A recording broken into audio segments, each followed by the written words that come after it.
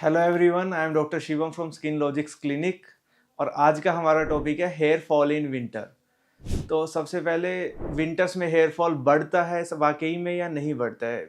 आमतौर पर देखा जाए, हेयर फॉल का सबसे बड़ा सीज़न जो होता है वो होता है रेनी सीज़न, ह्यूमिड सीज़न। उस टाइम पे हेयर सबसे ज़्यादा लोगों का बढ़ता है। बट बहुत से लोग विंटर्स में भी हेयर फॉल की समस्या से जूझ रहे हैं। आज हम उसके बारे में बात करने वाले हैं। तो सबसे पहले बात करते हैं कि विंटर्स में किन कारणों से वो हेयर फॉल बढ़ता है।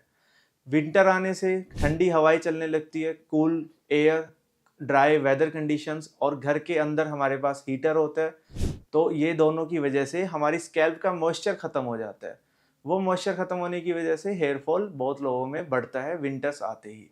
दूसरा, विंटर्स के साथ साथ आजकल पोल्यूशंस भी बहुत ज़्यादा है, और पोल्यूशन डायरेक्टली हमारे हेयर्स को डैमेज करता है। इससे भी हेयर इश्यूज बहुत लोगों में बहुत कॉमन देखे गए हैं।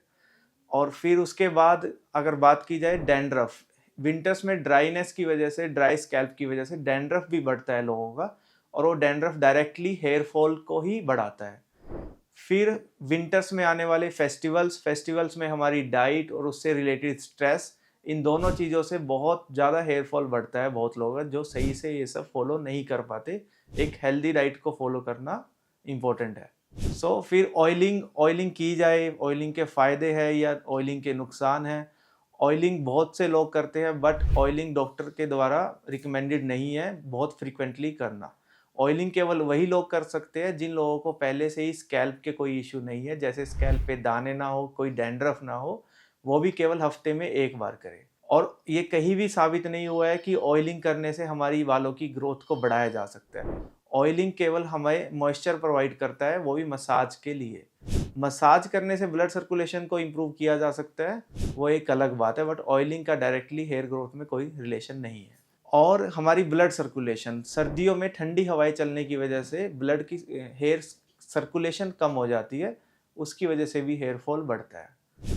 अब हम बात करेंगे कॉमन गलतियां, जो कॉमन बहुत ज़्यादा लोग करते हैं, जिनको वो अवॉइड करेंगे तो वो हेयर फॉल को ट्रीट कर सकते हैं। सबसे पहले हॉट शावर, बहुत बहुत लोगों को बहुत ज़्यादा गर्म पानी से शावर लेने की आदत रहती है सर्दियों में, जिसकी वजह से बाल डायरेक्ट डैमेज होते हैं और हेयर फॉल होते हैं।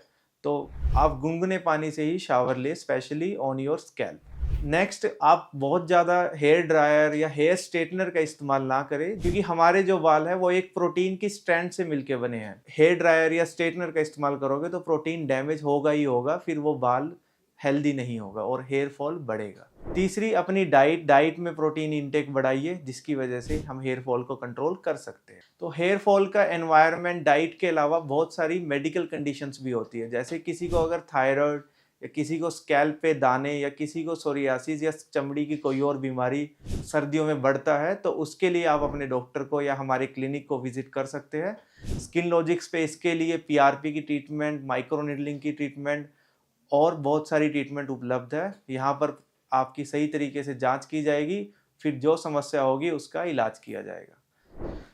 तो जीएफसी पीआरपी ट्रीटमेंट के बारे में आपको थोड़ा बताता हूँ। जीएफसी पीआरपी को फुल फॉर्म है growth factor concentrate platelet rich plasma. ये हमारे ब्लड से होता है ट्रीटमेंट, और इसका 4 से 5 हफ्ते के बाद रिपीट सेशन होता है। तो इसमें हमारे ब्लड में हर तरह के हीलिंग फैक्टर्स, ग्रोथ फैक्टर्स पाए जाते हैं, हर चीज़ को ठीक करने के लिए। उन्हीं को निकाल के हम आपकी स्कैल्प के न्यूट्रिशन को बढ़ाते हैं, और आपके हेयर को वो ग्रोथ फैक्टर्स को सप्लाई करती है, जिसकी वजह से हेयर ग्रोथ बढ़ती है। After watching this video, still if you have any doubts, please drop us a comment और हमसे सवाल पूछिए, हम आपका जवाब देंगे। And please like, share and subscribe our YouTube channel. Thank you for watching our video. Thank you so much.